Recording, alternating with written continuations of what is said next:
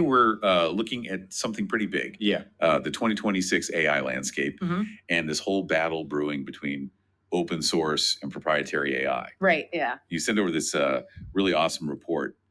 And I think our goal here is to kind of pull out like the most important things that people need to know, like right now. Yeah, exactly. And we've got a lot to cover. Everything from like the rise of open source AI, like the community driven stuff, like Hugging Face, Llama, DeepSeek, all that, to the more established power of proprietary AI with the huge infrastructure and focus on safety. Yeah. And then we can touch on some expert predictions and try to get a sense of where this is all heading. Okay, so let's start with open source. Okay. The report really highlights how fast things are moving, how much innovation is coming from this global community. Right. Like what is driving that? I think one of the most fascinating things is just the speed and transparency. Yeah. Like open code means that you have countless developers looking at it, constantly improving it. And that just leads to like really fast progress. And then also the flexibility and lower cost makes it so accessible to so many people. And Hugging Face seems to be like ground zero for a lot of this. Yeah. Their growth is pretty wild. It is like hosting over 1 million models and data sets. That's not just like a big number. That's like a sign of how effective this decentralized model is. Right. For pooling and sharing AI knowledge.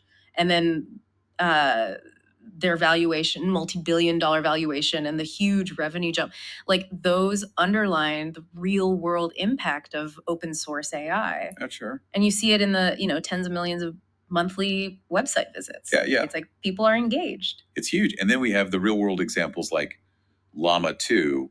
The download numbers are crazy. Oh, yeah. And the sudden rise of DeepSeek, like that was described as an Android moment for AI. Right. What does that tell us? So Llama 2, over 400 million downloads. That shows the hunger for this stuff. Yeah. And then the Android moment analogy is key because just like Android offered an open alternative in mobile, challenging the dominant player at the time. Right. DeepSeek's rapid progress and open nature could really disrupt the current AI leaders. Interesting. DeepSeek R1 topped the iOS charts, and then DeepSeek V3, which is a huge model under an open license, Right. achieved comparable performance to closed models so quickly. Okay, so open source is really gaining traction. Absolutely. The proprietary AI still has some pretty big advantages. Of course. Starting with infrastructure. Yeah, like the major tech companies have invested massively in computing power, right? Right. Supercomputers, thousands of GPUs and TPUs. Wow. This lets them train truly massive models. Like we're even hearing about a potential $100 billion AI supercomputer. It's wild, yeah. It's crazy. And then for a lot of businesses, ease of use is a major selling point with proprietary AI. For sure, because you have these hosted solutions, user-friendly APIs.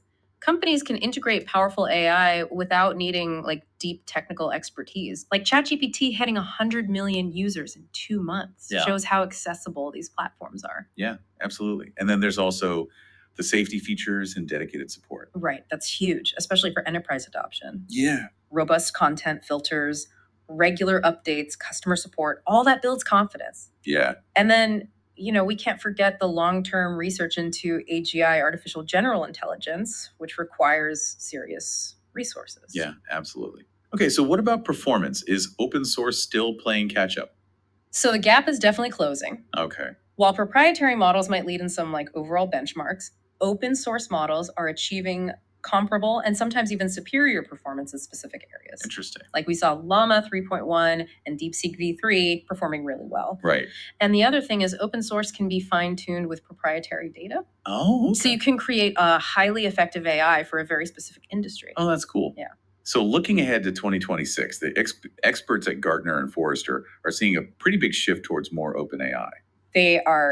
Gartner predicts that over 80% of enterprises will use generative AI. Wow. With 75% of large enterprises using open source by the end of next year. Okay. Forrester sees 85% of enterprises incorporating open source. Wow. And they also anticipate a surge in AI-powered applications, AI for personalized interfaces and things like that, and also the use of synthetic data. Interesting. So it sounds like the future is less about one winner and more about like a combination of approaches. I think so. I think we're going to see open source models running on these major cloud infrastructures, Right.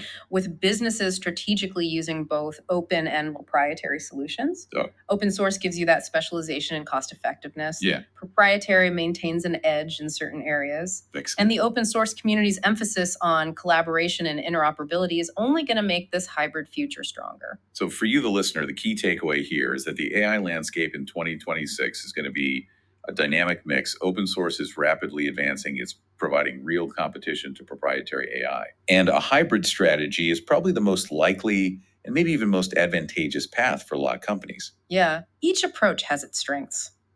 Here's something to think about. Given how fast open source AI is developing and the increasing availability of powerful computing resources, what totally new and unexpected applications of AI might emerge from outside the traditional big tech players? Right. How could this democratization of AI reshape industries and our society in ways that we can't even imagine right now? Thanks for joining us for this deep dive. My pleasure.